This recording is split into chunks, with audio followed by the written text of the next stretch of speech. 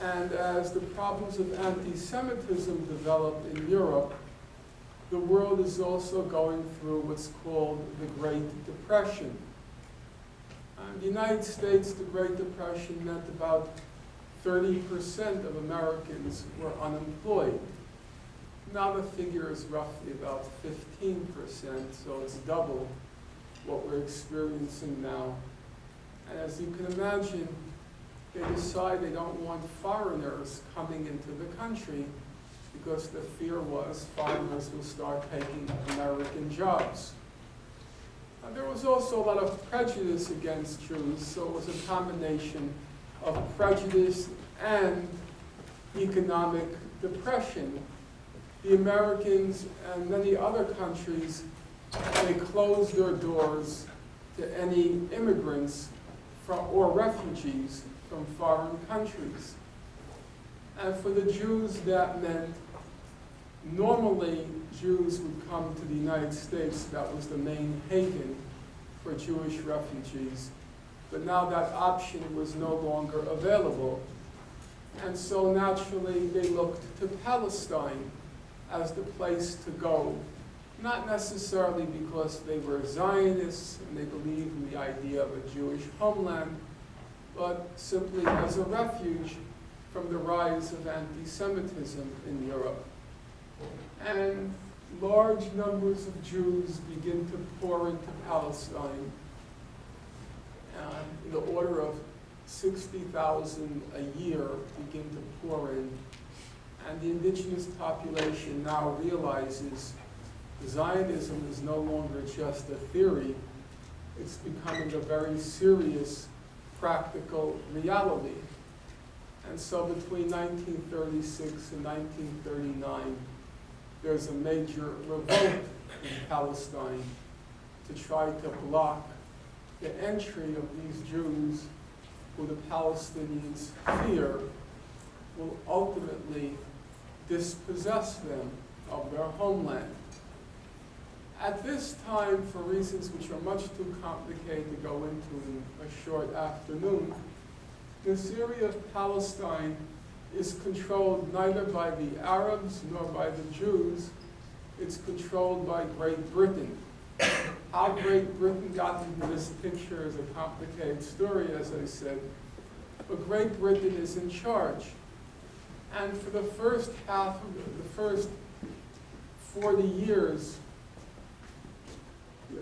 for the first 40 years of the 20th century, they're basically supporting the Zionist movement.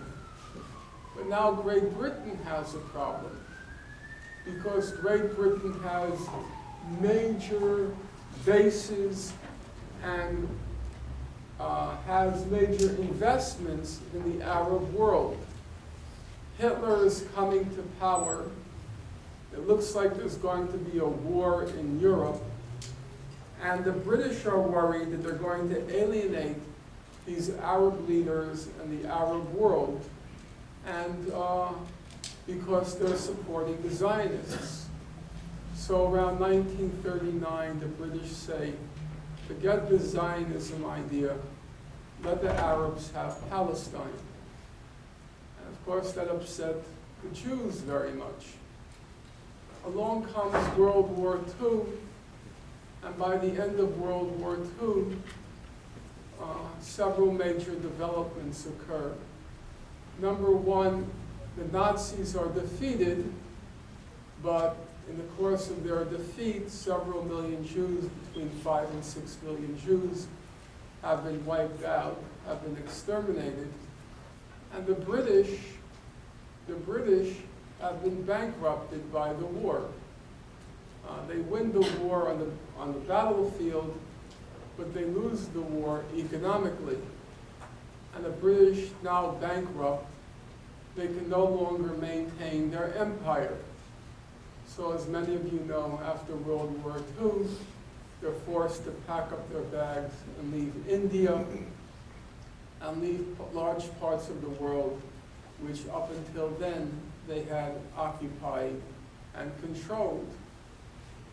In Palestine, the Arabs and the Jews have now gotten involved in this very bitter war, bitter civil dispute. The Zionists are attacking the British because they say the British have sold them out. And it gets very bloody. The British say, you know what, we don't need Palestine anymore, we don't want Palestine anymore, we're going to just pack up our bags and leave this place as well. Well, they take the whole conflict and they throw it into the court of the newly born United Nations. The United Nations is born right after World War II, and one of the first conflicts they have to face is the conflict in Palestine. And they have a very heavy burden to bear. What are they going to do to try to resolve the conflict in Palestine? They send over all of these commissions, they send over all of these experts to try to figure out what to do here, because the thing seemed so complicated, and it seemed like a knot that just couldn't be untied. On the one hand, you have the obvious rights of the indigenous population. And the people of Palestine say, why are we being treated differently than all the other states in the Arab world? Syria gets independence, self-determination for its indigenous population. Lebanon gets independence, self-determination for its indigenous population. Egypt, Jordan, and so forth. And the people of Palestine say, why all of a sudden a different standard should apply to us? Just like everywhere else in the Arab world, shouldn't we be given the right to an independent state of our own? And we're clearly, overwhelmingly, the majority. By a wide margin, we're a majority. At that point, there are 1,300,000 Muslim and Christian Arabs in Palestine, and there are about 600,000 Jews.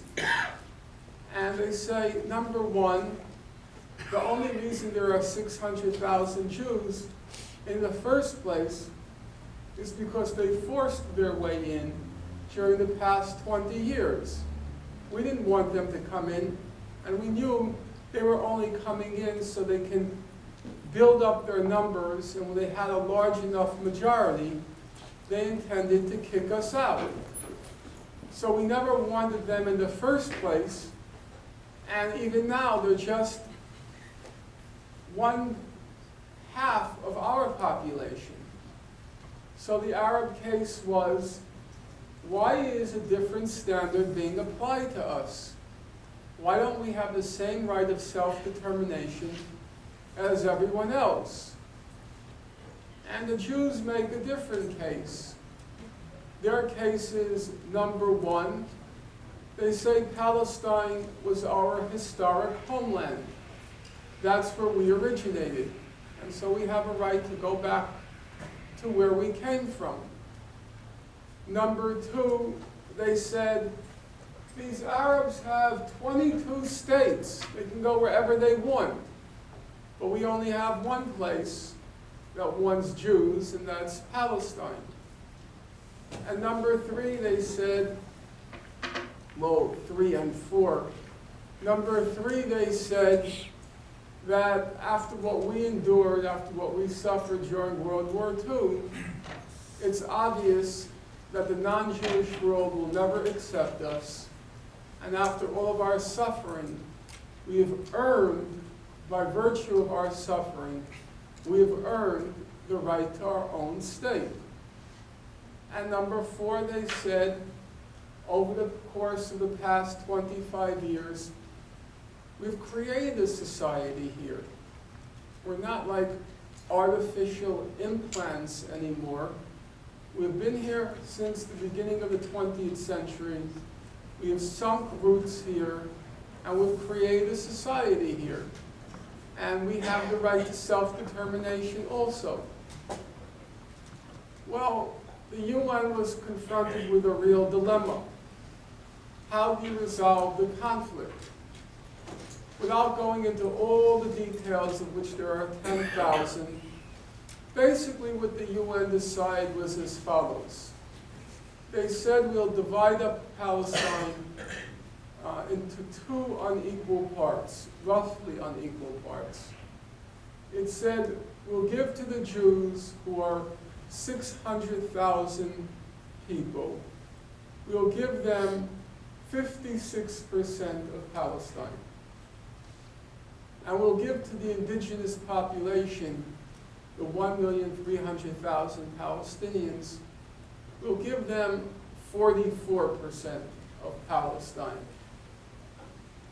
Well, as you can imagine, and it doesn't take very much imagination, the Palestinian Arabs didn't find this a very fair deal.